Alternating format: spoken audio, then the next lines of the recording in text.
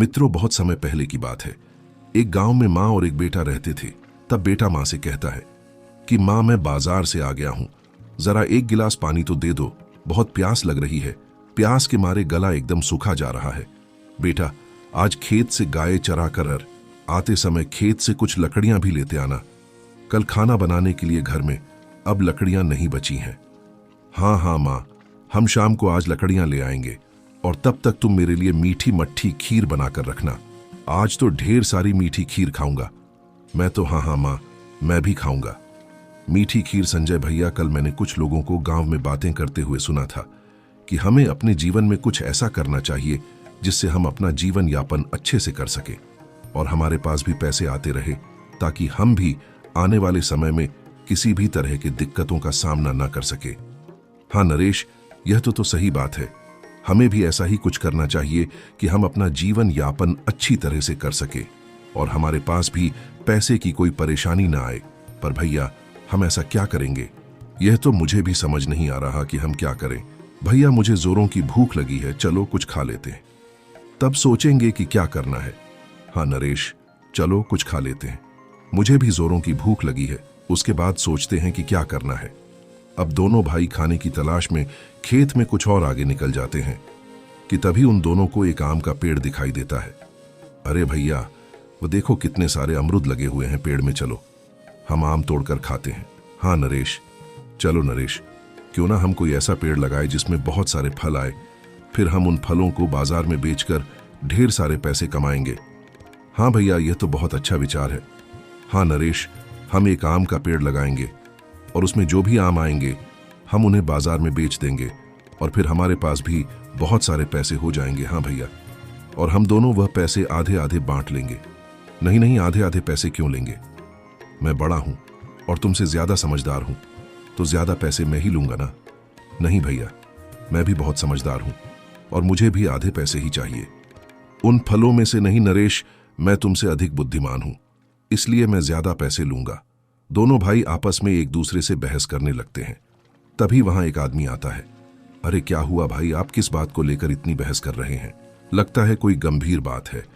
देखो ना भाई, ये मुझे आधा हिस्सा देने से इनकार कर रहे हैं। भाई, मैं नरेश का बड़ा भाई हूं, तो मैं बुद्धि में इससे बड़ा हुआ ना, तो फिर क्यों मैं इसको आधा हिस्सा दूं? अरे वाह, लगता है आज का काम बन गया। लगता है इन मूर्खों से आज मेरा बहुत फायदा होने वाला है। देखो भाई, उम्र में बड़े होने से कोई अधिक बुद्धिमान नहीं होता है। बुद्धिमान तो कोई भी हो सकता है, फिर चाहे कोई छोटा हो या बड़ा। लेकिन अगर तुम जानना चाहते हो कि तुम दोनों में से अधिक बुद्धिमान कौन है, तो तुम दोनों को अपनी अपनी बुद्धिमानी दिखानी पड़ेगी। हाँ हाँ, मैं दिखाऊंगा अपनी बुद्धिमानी। पर हमें क्या करना होगा जिससे यह पता चले कि कौन अधिक बुद्धिमान है? हाँ हाँ, मैं भी दिखा दूंगा कि मैं भी बहुत बुद्धिमान हूं। मैं बताता हूं क्या करना होगा। पर पहले तुम मुझे यह बताओ कि तुम दोनों यहां खेत में क्या करने आए हो? भाई, हम दोनों यहां अपनी गाय चराने आए हैं। हमारी कुल 4 गायें हैं जिन्हें हम दोनों मिलकर चराते हैं। देखो भाई, अगर तुम दोनों यह जानना ही चाहते हो कि तुम दोनों में से अधिक बुद्धिमान कौन है, तो उसका एक उपाय है। मेरे पास देखो भाई, तुम दोनों अपनी 2-2 गायें बाजार में लेकर जाओ और तुम दोनों में से जो भी ज्यादा महंगी गाय बेचकर आएगा और जो भी ज्यादा पैसे लेकर आएगा, वही होगा अधिक बुद्धिमान होगा। सुनते ही दोनों भाई 2-2 गायें लेकर बाजार में बेचने के लिए निकल जाते हैं। अरे वाह, इन दोनों को ठगने के लिए तो मुझे ज्यादा मेहनत भी नहीं करनी पड़ी। चलो, इनके आने तक का इंतजार मैं यहीं बैठ कर लेता हूं। वह ठग उन दोनों का वही बैठकर इंतजार करने लगता है। तभी वहां छोटा भाई अपनी गाय बाजार से बेच कर आ जाता है। हाँ, तो तुमने अपनी गाय को कितने में बेचे भाई? मैंने 1000 में अपनी 2 गायें बेची हैं। अरे नरेश, मैंने तुमसे कहा था ना कि मैं तुमसे बड़ा हूं, तो ज्यादा बुद्धिमान मैं ही हुआ ना। देखो, मैंने दोनों गायें 2000 की बेची है। भाई, अब तो साबित हो गया ना कि हम दोनों में ज्यादा बुद्धिमान मैं ही हूं। हाँ, अब तो यह साबित हो गया है कि तुम ही अधिक बुद्धिमान हो। देखा नरेश, अब तो इन्होंने भी कह दिया है कि मैं ही ज्यादा बुद्धिमान हूं। अब तो आधे से ज्यादा हिस्सा मेरा ही होगा। हमारी गाय तो बिक गई, अब हम मां से क्या कहेंगे कि हमारी गाय कहां है? हाँ नरेश, ये तो तुम ठीक कह रहे हो। हम मां को क्या जवाब देंगे? अरे उसकी चिंता तुम क्यों करते हो भाई, मैं कब काम आऊंगा? तुम दोनों मुझे सारे पैसे दे दो, मैं बाजार जाकर वह चारों गाय वापस खरीद कर ले आऊंगा और तुम उन्हें लेकर घर चले जाना। हाँ हाँ, ये सही रहेगा। पर तुम क्यों जाओगे हमारी गाय वापस लेने?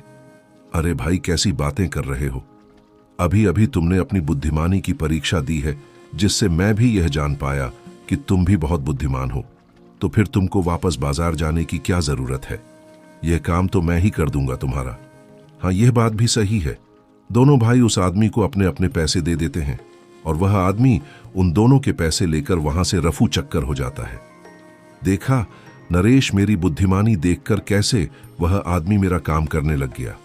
दोनों भाई वहां पर उस ठग का इंतजार करते रहते हैं। भैया, वह आदमी अभी तक आया क्यों नहीं? उसे गए तो बहुत समय हो चुका है और अब शाम भी होने वाली है, लेकिन वह अभी तक नहीं आया। हाँ नरेश, उसको तो अब तक आ जाना चाहिए था, पर वह क्यों नहीं आया? भैया, कहीं वह आदमी हमें मूर्ख बनाकर हम दोनों के पैसे लेकर भाग तो नहीं गया? हे भगवान, हम तो उसे जानते भी नहीं। अगर वह नहीं आया तो हम क्या करेंगे? संजय और नरेश दोनों भाई बहुत निराश हो जाते हैं और रात भी होने लगती है कि तभी वह दोनों अपने घर आ जाते हैं और सारी बात वह अपनी मां को बताते हैं। अरे नालायक, तुम दोनों ही मूर्ख हो क्या? यह क्या कर दिया तुम दोनों ने? हे भगवान, अब मैं क्या करूं? तुम दोनों नालायक का यह अपने जीवन में कैसे कुछ कर पाएंगे? मैं समझ गई मुझे क्या करना है। मैं इन दोनों को मुखिया जी के घर काम पर लगा देती हूं। वहां तो अच्छे अच्छे सुधर जाते हैं। मुखिया जी के साथ रहने से हो सकता है तुम दोनों को भी मुखिया जी से कुछ सीखने को मिल जाए और कुछ पैसे कमाने का हुनर भी तुम सीख जाओ। हाँ, यही ठीक रहेगा। अभी लेकर चलती हूं तुम दोनों को मुखिया जी के घर। ठीक है बहन, मैं तुम्हारे कहने पर इन दोनों को काम पर रख लेता हूं, पर याद रहे कोई गड़बड़ मत करना यहां, वरना मैं बहुत कड़ी सजा देता हूं। मुखिया जी, हम कोई गड़बड़ नहीं करेंगे। दोनों भाई मुखिया जी के घर जाते हैं और मुखिया उन दोनों को बहुत सारे ज्ञान की बातें सिखाते हैं।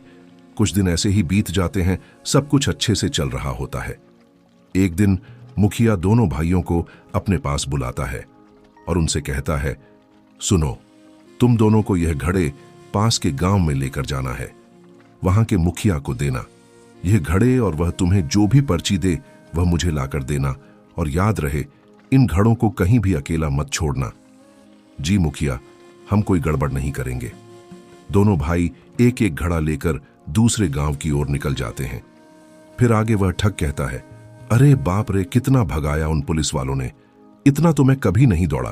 खैर, अब तो मैं खतरे से बाहर हूं, क्योंकि खेत के बाहर इस गांव में पुलिस तो आएगी नहीं मुझे ढूंढने। अरे ये दोनों तो वही मूर्ख हैं जिनको मैंने उल्लू बनाया था। लेकिन हाँ, क्या ले जा रहे हैं इन घड़ों में? चलो चलो, चुपके से देखता हूं। बहुत प्यास लग रही है, कहीं पानी मिल जाता तो मजा ही आ जाता। पर मुखिया जी ने कहा था कि इन घड़ों को अकेला मत छोड़ना, नहीं तो हम दोनों की खैर नहीं। हाँ छोटे भाई, हम इन घड़ों को सीधा उस मुखिया के पास ले जाकर ही दम लेंगे और तब जाकर ही पानी पिएंगे। अच्छा, तो इसका मतलब जरूर इस घड़े में ढेर सारा सोना चांदी, ढेर सारे रुपए पैसे और हीरे जवाहरात होंगे, जो यह लोग दूसरे गांव के मुखिया को देने जा रहे होंगे। लेकिन अब तो यह मुझे ही हथियाना होगा। तो फिर चलो, इन दोनों मूर्खों को अभी देखता हूं। अरे संजय भैया, वह देखो, ये तो वही आदमी है जो उस दिन हम दोनों के पैसे लेकर भाग गया था। हाँ नरेश, यह तो वही है। आज इससे अपने पैसे लेकर ही रहेंगे हम लोग। हाँ भैया, सही समय पर मिल गया है ये हम दोनों को। अरे भाई, तुम हमारे पैसे लेकर कहां चले गए थे? हमने कितना इंतजार किया तुम्हारा, पर तुम नहीं आए थे। अरे भाई, मैं तो आ ही रहा था तुम लोगों को पैसे देने की, तभी रास्ते में एक बूढ़े आदमी को देखा। उसकी तबीयत बहुत खराब हो चुकी थी, जिसके कारण वह रास्ते में ही गिर गया था।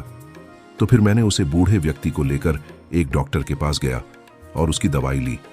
फिर उसे घर तक छोड़ने गया। तब तक रात भी होने लगी थी। लेकिन जब मैं पैसे लेकर खेत की ओर गया, तब तक तुम लोग जा चुके थे और मैं तुम्हारा घर भी नहीं जानता था। और आज भी मैं तुम्हें ढूंढते ढूंढते ही इधर आया हूं। तो क्या तुम हमारे पैसे लौटाने आए हो? हाँ हाँ, मैं तुम्हारे पैसे ही लौटाने आया हूं। बस तुम लोगों को जल्दी से जल्दी जाना होगा, क्योंकि जिस आदमी को तुम लोगों ने गाय भेजी थी वह तुम्हारी गाय को कसाई को देने जा रहा है आज। अरे नहीं, हम अपनी गाय को कसाई के हाथ नहीं बिकने देंगे। पर भैया, अब हम क्या करेंगे? मुखिया जी ने कहा था कि इन घड़ों को अकेला मत छोड़ना, तो हम गाय कैसे लेने जाएंगे? अरे भाई, तुम लोग क्यों चिंता करते हो? मैं हूं ना। जब तक तुम लोग अपनी गाय को बचा कर लाओगे तब तक मैं तुम्हारे घड़ों का ख्याल रखूंगा। अरे वाह, ये दोनों तो तुरंत ही चले गए और मेरा काम भी बन गया। हाँ, दोनों तो सच में मूर्ख ही हैं। अब जल्दी से यह सारा माल लेकर निकल लेता हूं इससे पहले कि वह दोनों मूर्ख वापस आए। अरे नालायक, तुम दोनों से वह घड़े नहीं संभाले गए। किसी काम के लायक नहीं हो तुम दोनों। निकल जाओ यहां से और दोबारा कभी भी मत आना यहां पर। भैया, अब हम कहां जाएंगे? मुखिया जी ने तो हमें काम से निकाल दिया है। अब हम क्या करेंगे नरेश? अब हम उस ठग को ढूंढेंगे और उससे हम सारा हिसाब करेंगे। अब वह दोनों भाई उसी ठग को ढूंढने के लिए निकल जाते हैं। कई जगह ढूंढने के बाद आखिर वह ठग उन्हें दिखाई पड़ ही जाता है। भैया, वह देखो, वही ठग जिसने हम दोनों से ठगी की थी। हाँ, अब तक तो उसने हमें ठगा था, लेकिन आज हम ही उसको ठग गए। अरे ये दोनों यहां क्या कर रहे हैं? अरे नरेश, आज तो हमें बहुत सावधानी से ये बक्सा सही जगह पर पहुंचना है, क्योंकि हमें कोई गलती नहीं करनी समझे, वरना ये करोड़ों रुपए के हीरे तो हम चुका भी नहीं पाएंगे सेठ को।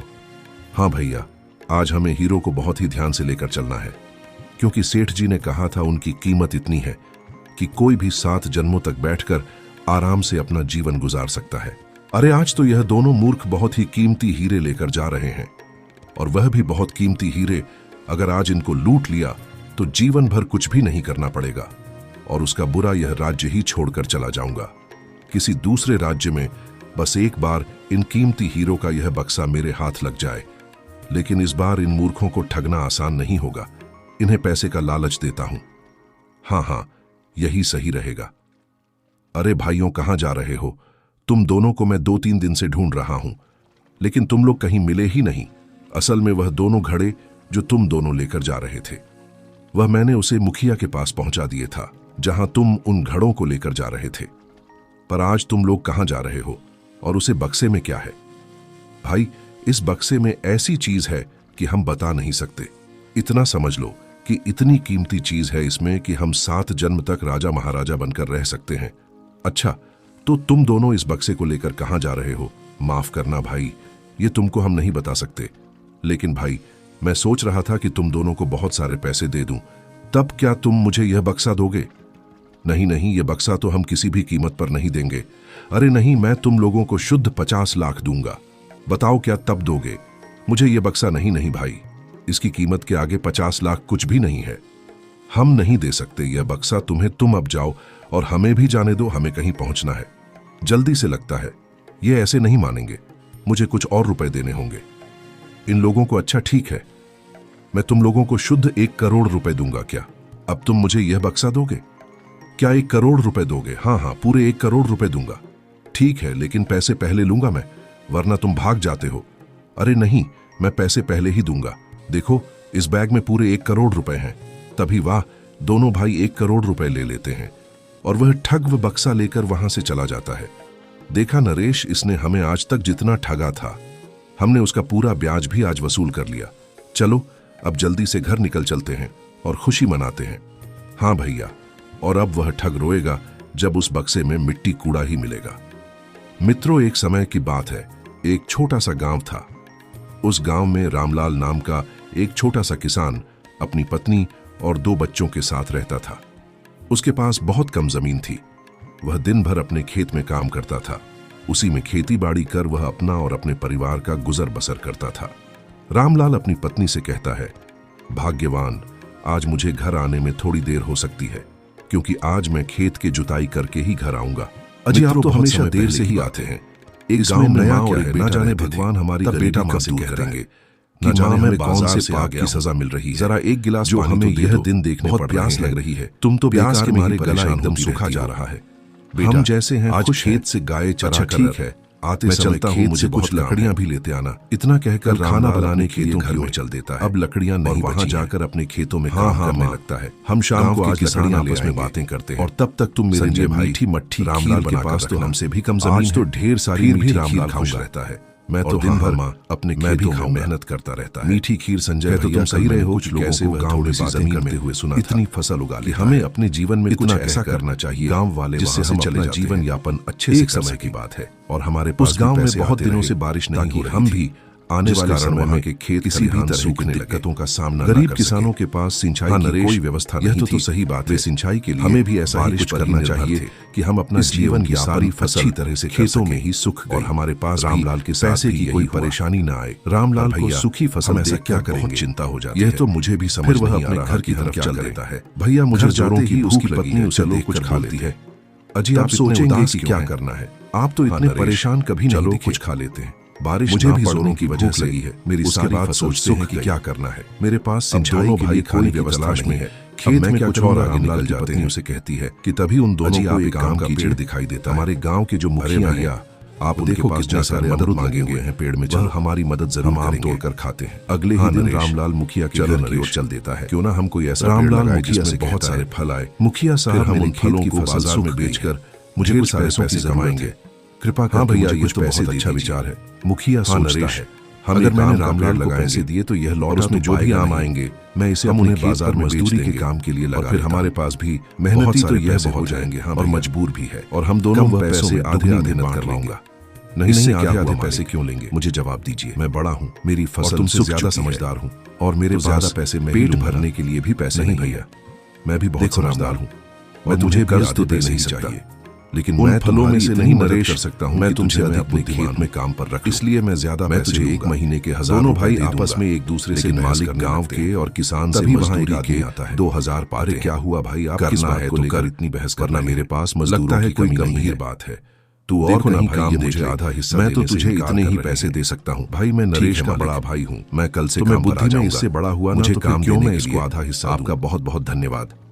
इतना कहकर रामलाल वहां से अपने घर की ओर चल देता है। घर जाते ही उसकी पत्नी उसे देखकर बोलती है, अजी क्या हुआ, मुखिया साहब ने कुछ पैसे दिए या नहीं? भाग्यवान पैसे तो नहीं मिले, मगर मुखिया साहिब ने मुझे अपने खेतों में काम करने के लिए कहा है और उसके बदले मुझे महीने के 1000 रुपए मिलेंगे। 1000 रुपए, यह तो बहुत कम पैसे हैं, और मजदूरों को तो महीने में 2000 मिलते हैं। मुखिया साहब ने आपको बहुत कम पैसे पर उन्होंने हमारी मजबूरी का फायदा उठाया है। अरे भाग्यवान, मैं भी क्या कर सकता हूं? मुझे अपना घर चलाने के लिए कुछ तो करना ही पड़ेगा, ना चाहे 1000 रुपए मिले या 2000। मुझे इस बात की चिंता नहीं है, कम से कम मुझे कोई काम तो मिल गया जिससे मैं अपने और अपने परिवार का पेट भर सकूं। रामलाल अगले ही दिन से मुखिया के खेतों में काम करने लगता है। मेहनती तो वह था ही, वह खूब मेहनत और लगन से मुखिया के खेतों में काम करने लगता है। कुछ महीनों बाद मुखिया के खेतों में फसल उगाती है। उसने 4 महीनों का काम 2 महीनों में ही कर दिया था। ये देख मुखिया बहुत खुश हुआ। वह सोचता है, इतनी अच्छी फसल मेरे खेतों में पहली बार उगी है। रामलाल जैसे आदमी ने 4 महीने का काम बस 2 महीने में ही कर दिया, लेकिन मेरे खेतों में फसल अब उग आई है, तो मैं अगर रामलाल को काम से निकाल दूं तो मेरे 2 महीने के पैसे बच जाएंगे। हाँ, यही करूंगा। कल जब रामलाल काम पर आएगा तो मैं उसे 1000 रुपए देकर काम से निकाल दूंगा। अगले दिन रामलाल खेत की तरफ चल देता है। तभी उसे रास्ते में मुखिया मिलता है और उसके 2 महीने के पैसे देकर कहता है, रामलाल यह ले, तेरे पैसे, कल से काम पर मत आना, अब मुझे तुम्हारी जरूरत नहीं। मैं तुझे अब काम पर नहीं रख सकता क्योंकि तेरे लिए अब मेरे पास काम नहीं है। यह सुनकर रामलाल परेशान हो गया। बड़ी मुश्किल से उसका घर चल रहा था। मुखिया साहब, मुझे काम से ना निकाले, मैं तो कम पैसों में ही आपका काम कर रहा था और मैंने 4 महीनों का काम 2 महीनों में ही कर दिया और आप मुझे काम से निकाल रहे हैं। आपको मेरे जैसा मजदूर कहीं नहीं मिलेगा जो कम पैसे में काम कर सके, और आपके खेतों में इतनी अच्छी फसल मेरी मेहनत की वजह से ही उगी है। रामलाल, मैं तो तुझे तेरे काम के पैसे दे तो रहा हूं और तू अब काम पर मत आना, मैं तुझे नहीं रख सकता। इतना कहकर मुखिया वहां से चला जाता है और रामलाल भी अपने घर चल देता है। सुनो जी, आप इतने परेशान क्यों हो? मुखिया साहब ने पैसे नहीं दिए। क्या पैसे तो दे दिए, मगर मैंने 4 महीने का काम 2 महीने में ही कर दिया और मुझे 2 महीने के ही पैसे दिए। आप कल सुबह मुखिया साहब के घर जाकर उनसे विनती कीजिए कि वह आपको फिर से काम पर रख ले, जिससे आप काम कर सके। अगर मुखिया साहब ने आपको काम पर नहीं रखा तो हमारा गुजारा कैसे चलेगा? फिर रामलाल ने फैसला किया कि वह फिर से मुखिया के पास जाएगा और उनसे विनती करेगा कि वह फिर से उसे वापस काम पर रख ले। अगले दिन रामलाल मुखिया के घर के सामने जाकर वहीं खड़ा हो जाता है। मुखिया घर से बाहर निकला तो रामलाल को अपने घर के सामने खड़ा देख, क्या हुआ, रामलाल यहाँ क्यों आया है? मालिक मुझ पर दया कीजिए, मुझे काम पर रख लीजिए, नहीं तो मेरा परिवार भूखा मर जाएगा। मुखिया ने उसकी एक ना सुनी और वहां से निकाल दिया। रामलाल उस समय तो वहां से चला गया, लेकिन अगली सुबह फिर से मुखिया के घर के सामने जाकर बैठ गया। मुखिया ने फिर भगा दिया। रामलाल रोज सुबह मुखिया के घर के सामने बैठ जाता और मुखिया उसे भगा देता। पूरे गांव में इस बात की चर्चा होने लगी। सभी गांव वाले मुखिया को भला बुरा कहने लगे।